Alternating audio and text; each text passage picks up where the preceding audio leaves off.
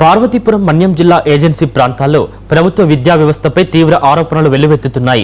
గుమ్మ లక్ష్మీపురం మండలం తోట గ్రామ ప్రభుత్వ ప్రాథమిక పాఠశాలలో ఉపాధ్యాయుల స్థానంలో స్థానిక యువతతో పాఠాలు చెప్పిస్తున్నట్లు గ్రామస్తులు ఆరోపిస్తున్నారు.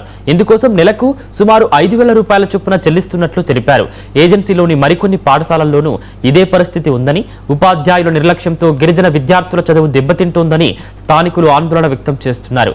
ఈ వ్యవహారం అధికారులకు తెలిసినా పట్టించుకోవడం లేదని ఆరోపిస్తున్నారు. ఘటనపై సమగ్ర విచారణ చేపట్టి బాధ్యులపై చర్యలు తీసుకోవాలని గిరిజన ప్రజలు, నాయకులు ప్రభుత్వాన్ని కోరుతున్నారు. మా గిరిజన ప్రాంతంలో విద్య అనేది అందని ద్రాక్షగా మారిన పరిస్థితి ఏర్పడింది. ఉపాధ్యాయుల కొరత, అలాగే కొండ ప్రాంతాలకు కూడా ఉపాధ్యాయులు వెళ్ళలేని స్థితి ఏర్పడింది. ముఖ్యంగా మైదాన ప్రాంతాలతో పోల్చి గిరిజన ప్రాంతాల్లో ఉన్నటువంటి పాఠశాలలను విలీనం చేయడం అనేది సరైన పద్ధతి కాదు. ఎక్కడైనా 1 నుంచి 5వ తరగతి పిల్లలు చాలా ఇబ్బంది పడే పరిస్థితి ఏర్పడుతుంది.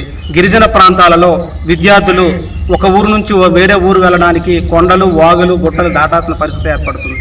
ఇట్లాంటి పరిస్థితుల్లో విద్యను దూరం చేయడం అనేది సమంజసం కాదు. ఒకసారి గమనించుకుంటే ప్రపంచంలో చాలా దేశాల్లో, ఫిన్లాండ్ లాంటి దేశంలో ఎక్కడైతే విద్యార్థులు ఉన్నారో అక్కడ చిన్న స్కూల్ ఏర్పాటు చేసి అక్కడ ఉపాధ్యాయులు నియమించడం, అలాగే స్వీడన్ లాంటి, నార్వే లాంటి దేశాలలో ఇదే మాదిరిగా విద్యార్థులు ఎక్కడుంటే అక్కడ ఉపాధ్యాయులు పంపించడం.